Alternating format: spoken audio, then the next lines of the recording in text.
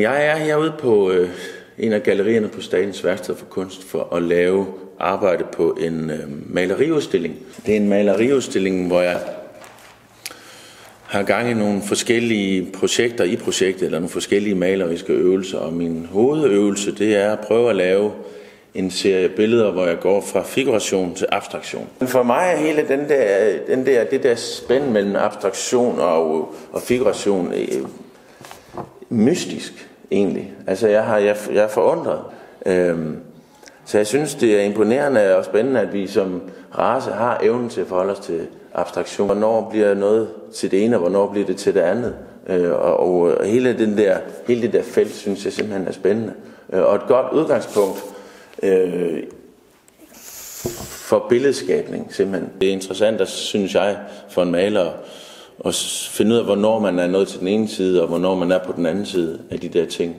Så øvelsen er lidt for mig at ligesom, kan man sige, tage noget figuration og så splitte det ad, så det ender med at blive abstraktion.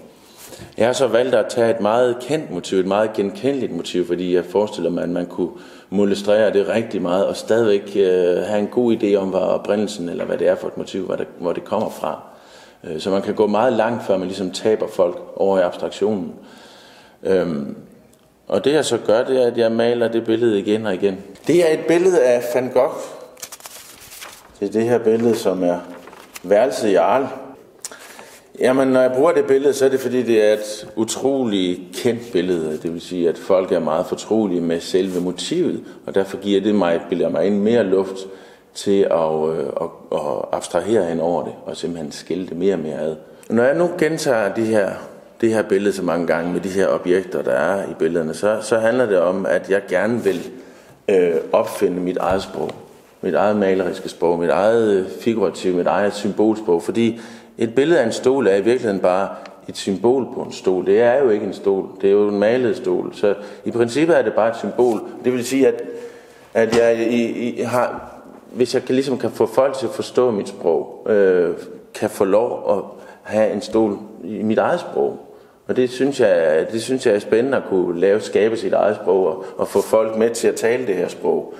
Så for at folk ligesom fatter, hvad det her nye sprog så går ud på, så har jeg brug for at vise hele hvad kan man sige, udstillingen bliver på den led en slags ordbog. En billedmæssigt symbolordbog, ikke? Så jeg starter med for eksempel på de her billeder er der et åbent vindue, og det starter med at ligne, i de tidlige versioner, ligne et åbent vindue, men det ender op med at være en ren figur, som er egentlig bare et symbol på det her åbent vindue.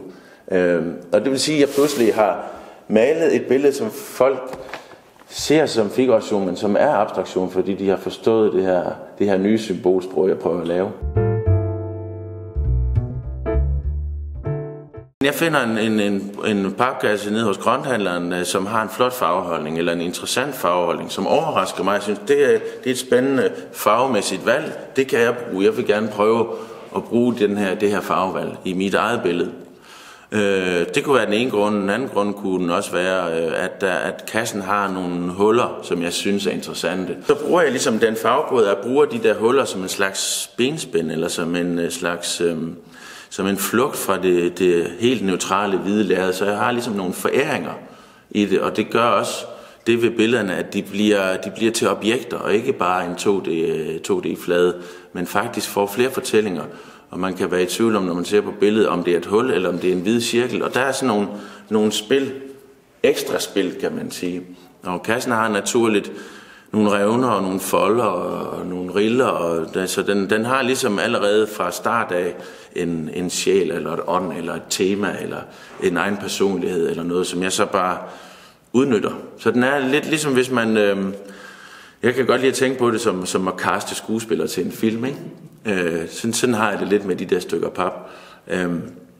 Og så har det lidt en anden feature, som jeg godt kan lide, det er, at de minder mig om noget andet. De minder mig nemlig blandt andet om papirklip. Og vi har jo en stor dansk tradition inden for gækkebrev og den slags ting. Og jeg ved, at mexikanerne har også en stor tradition for en lidt anden slags papirklip. Men jeg kan godt lide det her udseende af papirklip, for det forstærker mit ønske om at lave et clash mellem det industrielt fremstillede og det mere håndgjorte. Fordi jeg synes, der er en dynamit, noget dynamik, noget at komme efter det spænd mellem noget, der er helt fabrikfremstillet, og så mig, der står og klatter på det med noget maling. Der er jo de her greb eller dogmer, som jeg godt kan lide at tænke på som en maskine, altså en malemaskine. Så man forestiller sig at sende en malemaskine, sådan en Storm P-maskine, hvor der er et input og et output. Og det der så i tilfældet her med den her maleriske øvelse fra figuration til abstraktion er fodret, er hele tiden det her samme billede af værelset i Arles. Så det kommer ind i maskinen, og alt efter hvordan jeg drejer på de her knapper, der er på maskinen, og det kan være valg af farveholdning, det kan være valg af maleriske effekter, og det er nok i hovedsagen de to ting. Så er der noget med, hvilken slags lærred jeg bruger, er det pap, eller er det sammensyede lærred, eller hvad. Så man kan ligesom dreje på de her maskiner, og man kan sige, forvrænge dem mere og mere. Hvis ønsket er at få en abstraktion ud, så forestiller jeg mig, at man ligesom skruer længere og længere op mod 10.